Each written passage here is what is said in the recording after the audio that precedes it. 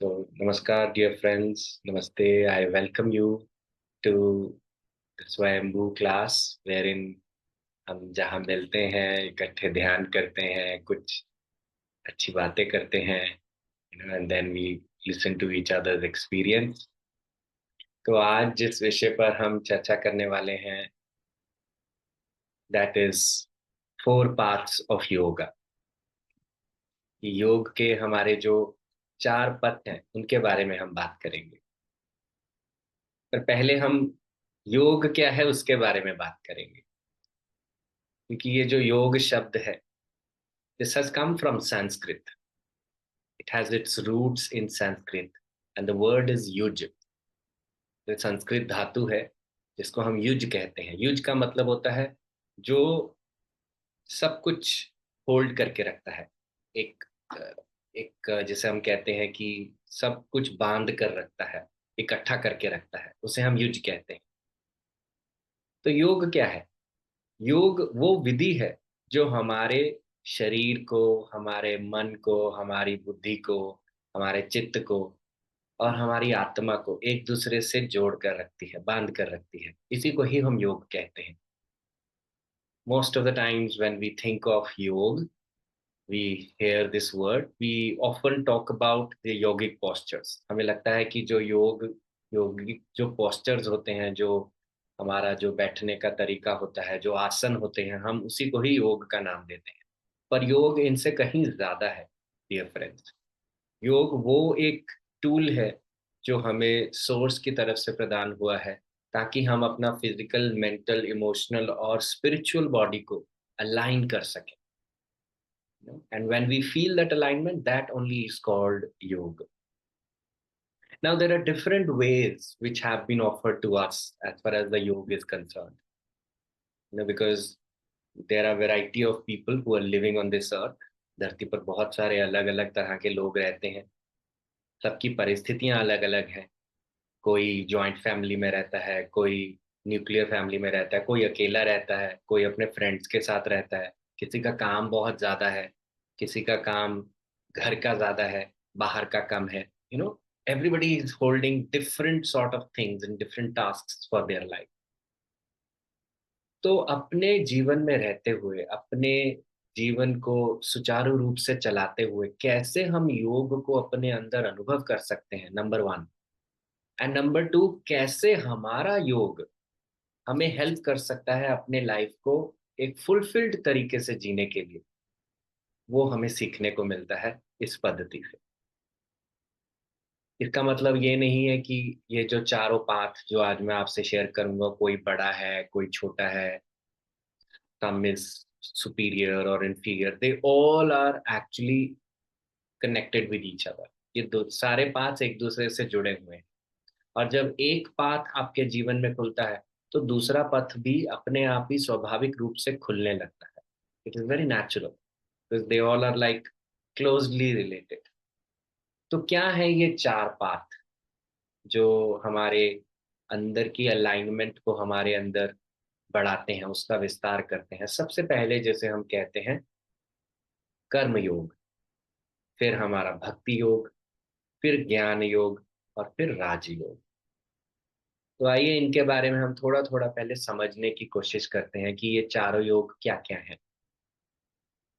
तो सबसे पहले अगर मैं कर्मयोग की बात करूं, तो कर्मयोग क्या होता है? कर्मयोग हमें सिखाता है कि आपको अपने जीवन के जो कर्म करने हैं, किस प्रकार से करने हैं। वास्तव में जब हम अपने जीवन में आगे बढ़ते हैं, हम अपने जीवन की व्यवस्था को बनाते हैं, for example we begin to earn something, तो हमें लगता है मैंने किया है। जैसे घर का जो आदमी है, अगर वो बाहर जाता है, वो पैसा कमाता है, उसे लगता है मैं घर का जो निर्वाह है वो कर रहा हूँ, मैं घर का पालन पोषण कर रहा हूँ। और घर की जो महिला है खाना बना रही है, उसे लग रहा है अगर मैं खाना नहीं बनाऊंगी तो खाना नहीं कोई खाएगा। तो एक मैं का भाव हमारे कर्म के साथ जुड़ता है।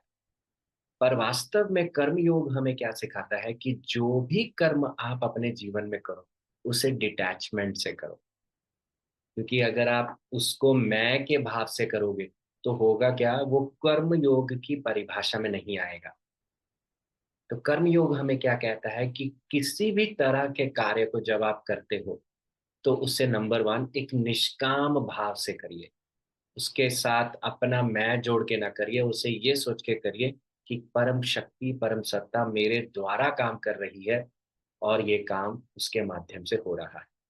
अगर मैं बोल रहा हूँ तो मैं नहीं बोल रहा हूँ, मेरे माध्यम से परम शक्ति बोल रही है। और अगर आप सुन रहे हो तो आप नहीं सुन रहे हो, आपके माध्यम से परम शक्ति सुन रही है। So inspiration behind each and every act, the कृत that we do in our life is basically nothing but that supreme force, and that which we call as, let's say, light or Brahma or Paramashiva. अलग अलग definitions, अलग अलग cultures में, philosophies में उनको अलग अलग नाम दिए गए हैं, but that which is source of everything, उसको हम ब्रह्म कहते हैं। तो हर का डूअर वही है ना।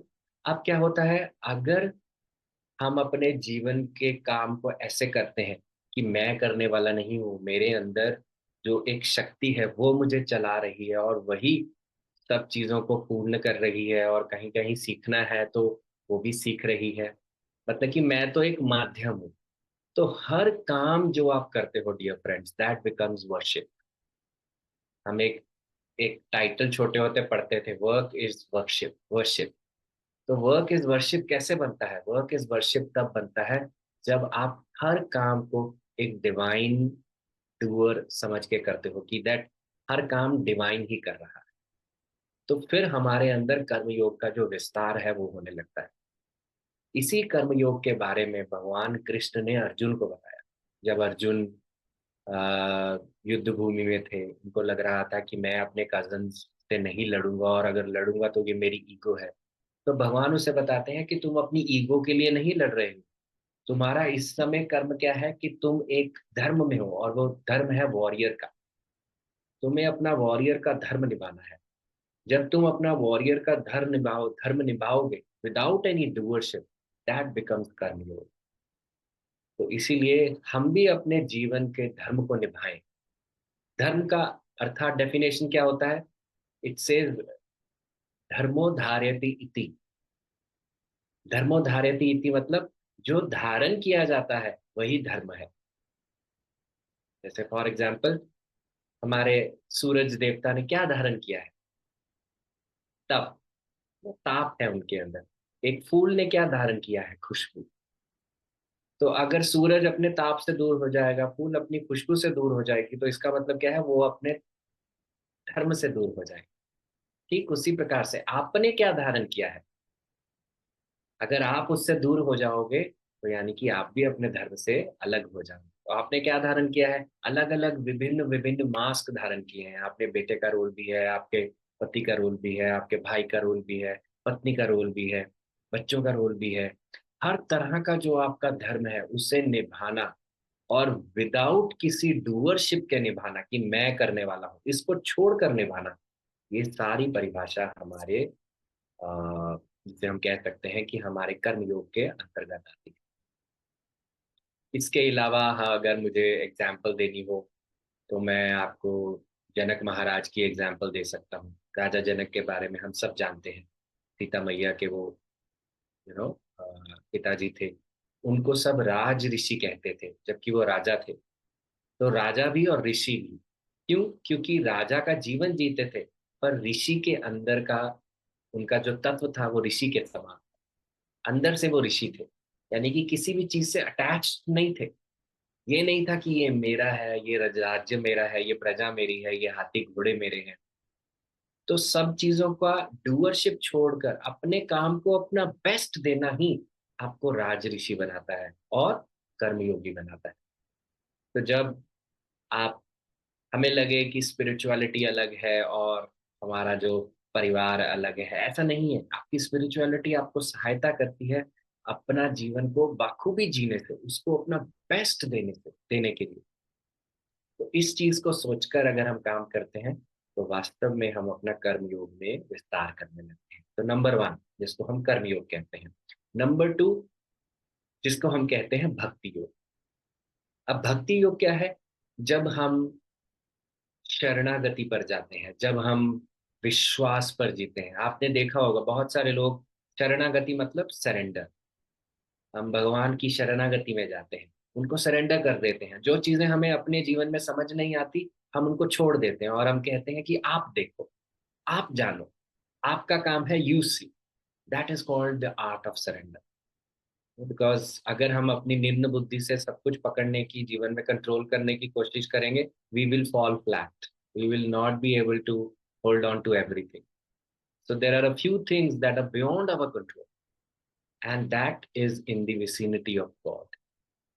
तो सरेंडर का भाव, फेथ का भाव, जिसे हम विश्वास कहते हैं, जब हम अपने जीवन में वो इंटीग्रेट करते हैं, तो हम क्या करते हैं, अपने अंदर भक्ति योग को पैदा करते हैं।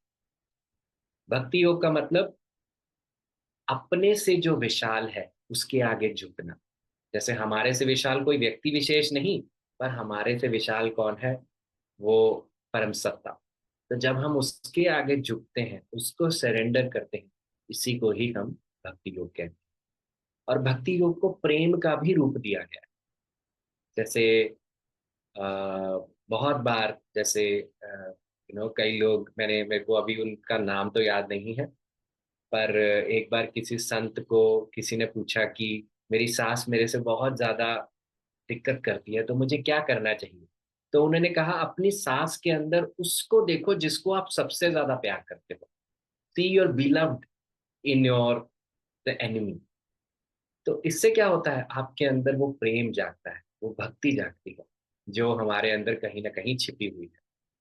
तो भक्ति योग, और जैसे मैंने प्रेम की बात करी, तो प्रेम, हमें प्रेम की परिभाषा, हमारे भक्ति योग की परिभाषा भी हमें हमारे एग्जाम्पल्स में, हमारी हिस्ट्री में बहुत मिलती है। जैसे राधा, भक्ति योग का एक बहुत बड़ा नाम है, राधा, मीराबाई। इन सब ने भगवान को कैसे पाया, अपने डिविनिटी को कैसे पाया, थ्रू भक्ति योग। और भक्ति योग कहीं ना कहीं हमें ये भी कहता है कि जब आप किसी को आर्डेंटली प्रेम करने लग जाते हो, तो आप भी वही बन जाते हो। जैसे देवी के बारे में बताया जाता है कि अगर आपको देवी की उपासना करनी है, तो आप देवी जैसे बन जाओ।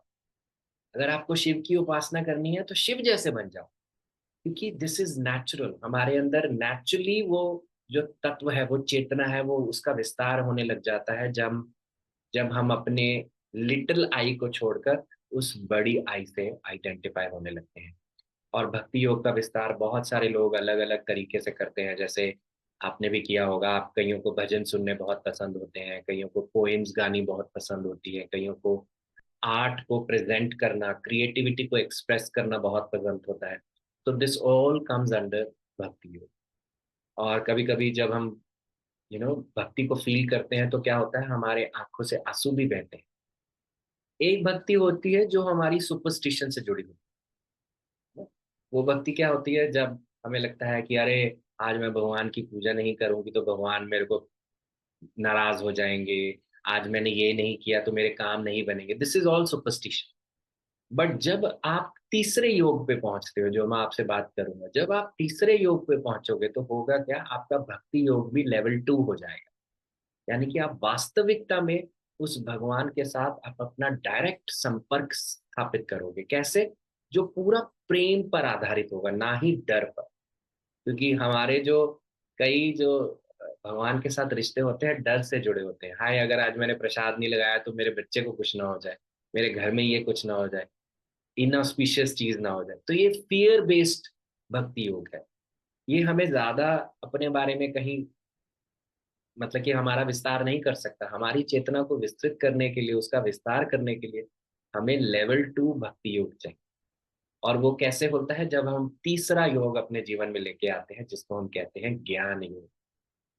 तो ज्ञान योग क्या करता है, हम जब ज्ञान अर्जित करने की बात करते हैं, क्योंकि हर हर व्यक्ति के जीवन में एक ना एक समय आता है जब उसे लगता है कि मैं कुछ पढूं, कुछ और सीखूं। आप सबने भी अपने जीवन में एक ना एक बार तो भगवत गीता को उठाया ही हो। आपको अंदर से आया होगा, चलो मैं पढ़ूं, भगवान कृष्ण क्या कहते हैं, मैं बाइबल पढ़ूं, मैं कोई और ग्रंथ पढ़ूं, मैं कुरान पढ़ूं, उसको समझूं, मैं ताओ लैंग्वेज समझूं, ताओ की विजडम को जानूं, ताओ ते चिंग को जानूं। तो अलग अलग तरीके से जब हम अपने आप को जानने का प्रयास करते हैं ज्ञान के माध्यम से, and here the most important thing is self inquiry, self reflection. इसे हम कहते हैं आत्मचिंतन। हम खुद का चिंतन करते हैं, खुद के साथ बैठते हैं, खुद को प्रश्न पूछते हैं, मैं कौन हूँ। अपने आप को ऐसा जब प्रश्न पूछते हैं तो ऑटोमेटिकली क्या होता है, हमारे अंदर ज्ञान का उदय होने लगता है। क्योंकि जब ज्ञान को आप सीखेंगे, जानेंगे, पढ़ेंगे, स्वाध्याय करेंगे, तो होगा क्या, ज्ञान एक समय में जाके आपके अंदर से बोलने लगेगा, आपके अंदर से आने लगेगा। पहले तो बाहर की चीजें आपको मोटिवेट करेंगी, इंस्पायर करेगी। फॉर एग्जाम्पल किसी की किताब आपको इंस्पायर करेगी, श्री कृष्ण की वाणी आपको इंस्पायर करेगी। फिर धीरे धीरे क्या होगा, वो कृष्ण बाहर नहीं, आपको अपने अंदर महसूस होने लगेगा। इसीलिए ही हम कहते हैं कि अब आपने अपने अंदर का योग जो है वो अनुभव कर लिया है। और इसके लिए भी, ज्ञान योग के लिए भी हमारे हमारे शास्त्रों में बहुत अच्छी अच्छी एग्जाम्पल्स हैं। जैसे अगर आपने अ, आदि शंकराचार्य के बारे में तो हम सब जानते हैं, जिन्होंने हमें कितना कुछ, निर्वाण षटकम और बहुत सारी चीजें उन्होंने हमारे लिए प्रस्तुत करी, ताकि हम उस पर सेल्फ इंक्वायरी कर सकें, उसके बारे में रिफ्लेक्ट कर सकें। और याज्ञवल्क्य, याज्ञवल्क्य हमारे बृहदारण्यक उपनिषद में एक बहुत बड़े ऋषि, जिनका नाम मेंशन किया गया है, और जो हर चीज को तर्क से, लॉजिक से समझने का और समझाने का प्रयास करते हैं, वो याज्ञवल्क्य थे। तो ज्ञान योग हमें कहता है कि हम लॉजिक से भी उस डिविनिटी को एक्सपीरियंस कर सकते हैं। जैसे बहुत सारे लोग प्रश्न करते हैं कि क्या भगवान है, भगवान क्या कहाँ है, अगर मुझे तो दिखा नहीं। आप जब सो जाते हैं, आप अपने कंट्रोल में नहीं होते हैं, पर एक शक्ति है जो आपको अपने कंट्रोल में रखती है, और फिर से आप शरीर में आ जाते हैं। आपको ये भी नहीं पता होता सोए होते कि हु एम आई, मेरा क्या रुतबा है, मैं किसके साथ सोया हूँ, मेरे जीवन की क्या परिस्थिति, आपको कुछ नहीं पता। पर जैसे ही आपकी नींद खुलती है, आप वापस से अपने शरीर में आ जाते हो। उस सुषुप्ति की अवस्था में आप कहाँ, कौन उस चीज को होल्ड करके रखा है, कौन इस चीज की व्यवस्था बना के चलता है, वो ब्रह्म तत्व है, वो परम शक्ति का तत्व है। जैसे आज मैं अगर आपको दूध का कटोरा दूं, और आप उस कटोरे में देखकर कहो कि इसमें तो दूध है, पर मैं उसे खंडन करके कहूँ नहीं, इसमें दूध नहीं, इसमें तो मक्खन भी है। मक्खन है, आप इसको मना नहीं कर सकते, नो नहीं कह सकते। पर मक्खन किसको दिखेगा, मक्खन उसी को दिखेगा जो दूध को चर्न करेगा। तो ठीक उसी प्रकार से हमारे अंदर वो दिव्य तत्व है, पर वो सबको नहीं दिखता, सबको नहीं महसूस होगा। वो उसी को महसूस होगा जो उसकी तरफ जाने का प्रयास करेगा, उसको समझने का प्रयास करेगा, उसके प्रति अपनी चर्निंग रखेगा। और यही ज्ञान योग के माध्यम से लोग लॉजिक के माध्यम से भी उस चीज पर जाने का प्रयास करते हैं। और फिर हमारा जो फोर्थ योग, जिसे हम कहते हैं राज योग। तो जब कर्म योग हुआ, फिर हमारा भक्ति योग हुआ, ज्ञान योग हुआ, अंत में आता है राज योग, यानी कि ध्यान का योग, अकेले बैठने का योग। जब आप अपने साथ बैठे, आंखें बंद करके, कहीं बाहर नहीं जाना, सिर्फ अंदर अंदर की आंखों को खोलना है, अपने दिव्य चक्षु को खोलना है, मेडिटेट करना है। तो जब आप मेडिटेट करते हैं तो क्या होता है, जो ज्ञान आप अर्जित करते हैं वो आपके अंदर अपने आप बोलने लगता है। इसको कहते हैं एक्सपीरियंस बन, आपका नॉलेज विजडम में ट्रांसफर होने लग जाता है। और इसके भी बहुत सारे एग्जाम्पल जो हमारी हिस्ट्री में हमें मिलते हैं। जैसे बहुत सारे ऋषि मुनियों ने ऑटोमेटिकली हमारे लिए ध्यान का मार्ग खोला है। उन्होंने कहा है कि अगर आप ध्यान करते हो तो ऑटोमेटिकली आप बहुत सारी चीजों को अपने बारे में, अपने खुद के बारे में, इस सृष्टि के बारे में जान सकते हो। महर्षि कपिल मुनि, ऋषि वशिष्ठ, महर्षि कपिल मुनि ने जैसे सांख्य फिलॉसफी, जो सांख्य दर्शन है हमारे लिए, उसके बारे में बताया। उन्होंने बताया कि कैसे ये 25 जो तत्व हैं हमारी सृष्टि को बनाते हैं। सांख्य दर्शन तो कैसे अपनाया, कैसे उन्होंने जाना, जब वो मेडिटेट किए तो वो अपने अंदर से उठा। हमारे वेदों का ज्ञान किसी ने लिखा नहीं है, ये हमारे ऋषि मुनियों के अंदर उतरा, खुद ही अपने आप को इसने प्रकट किया। कैसे उतरा, जब ध्यान किया। तो ध्यान की शक्ति क्या करती है, आपके अंदर ज्ञान का दीपक भी अपने आप जगा। तो दोस्तों, हमें कैसे अपने जीवन को हम फुलफिल्ड और अलाइंड कर सकते हैं अपने जीवन को। फुलफिल्ड और अगर अलाइन आपको महसूस करना है तो आपको अपने जीवन में ये चारों योगों को आमंत्रित करना होगा।